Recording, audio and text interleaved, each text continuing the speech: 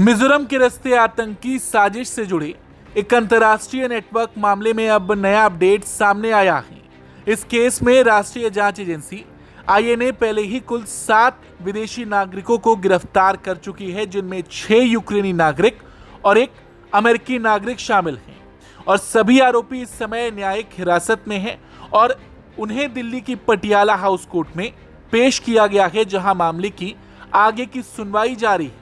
दरअसल इस पूरे मामले में जांच एजेंसियों ने पाया है कि कुछ विदेशी नागरिक भारत के पूर्वोत्तर राज्यों के सीमावर्ती इलाकों का इस्तेमाल कर एक संदिग्ध नेटवर्क से जुड़े हुए थे। शुरुआती इनपुट के आधार पर एनआईए ने कार्रवाई करते हुए इन सभी को गिरफ्तार किया था, जिसके बाद जांच का दायरा और बढ़ा दिया गया। आरोप है कि ये सभी आरोपी टूरिस्ट वीजा पर भारत आए थे और बाद में मिजोरम के रास्ते अवैध रूप से म्यांमार में प्रवेश कर गए। वहां इनका संपर्क म्यांमार में सक्रिय एथनिक आर्म ग्रुप से हुआ, जो वहां की सैन्य शासन के खिलाफ सशस्त्र संघर्ष में शामिल हैं।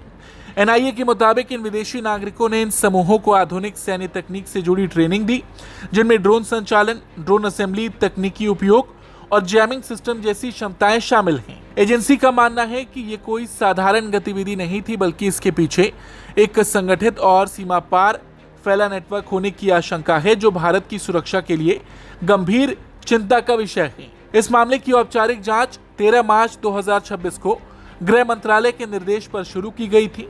इसे यूएपीए के तहत दर्ज किया गया है। इसके बाद से ही जांच एजेंसी ने डिजिटल डिवाइस, ट्रैवल रिकॉर्ड और वित्तीय लेन देन की गहन जांच शुरू कर दी। जांच के दौरान कई इलेक्ट्रॉनिक उपकरण और डिजिटल डेटा बरामद किए गए हैं, जिनकी फॉरेंसिक जांच अभी भी जारी है। इसके अलावा कुछ बैंक खातों और संदिग्ध लेन देन का भी पता चला है, जिनकी गहराई से जांच की जा रही है, ताकि फंडिंग नेटवर्क और इसके अंतर्राष्ट्रीय कनेक्शन को पूरी तरह समझा जा सके। अब इस मामले में एनआईए ने अदालत से जांच के लिए अतिरिक्त समय की मांग की है। एजेंसी का कहना है कि ये मामला बेहद जटिल है और उसमें विदेशी नागरिकों, डिजिटल सबूतों और अंतर्राष्ट्रीय नेटवर्क की गहराई से जांच जरूरी है। इसी आधार पर 90 दिन की बजाय 180 दिन का समय बढ़ाने की अनुमति मांगी गई है।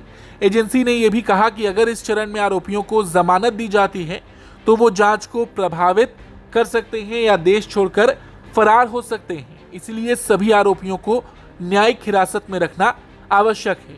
फिलहाल अदालत में सुनवाई जारी है और सभी आरोपी अलग अलग वकीलों के माध्यम से अपनी पैरवी कर रहे हैं। सुरक्षा एजेंसियों के अनुसार ये मामला इसलिए बड़ा है क्योंकि इसमें भारत के पूर्वोत्तर के सीमा मार्गों का इस्तेमाल, अवैध आवाजाही और आधुनिक ड्रोन तकनीक से जुड़ा प्रशिक्षण, तीनों पहलू शामिल हैं। फिलहाल एनआईए इस पूरे नेटवर्क की हर कड़ी को जोड़ने में जुटी है और आने वाले समय में इस मामले में और बड़े खुलासों की संभावना जताई जा रही है। Bureau report, Bharat.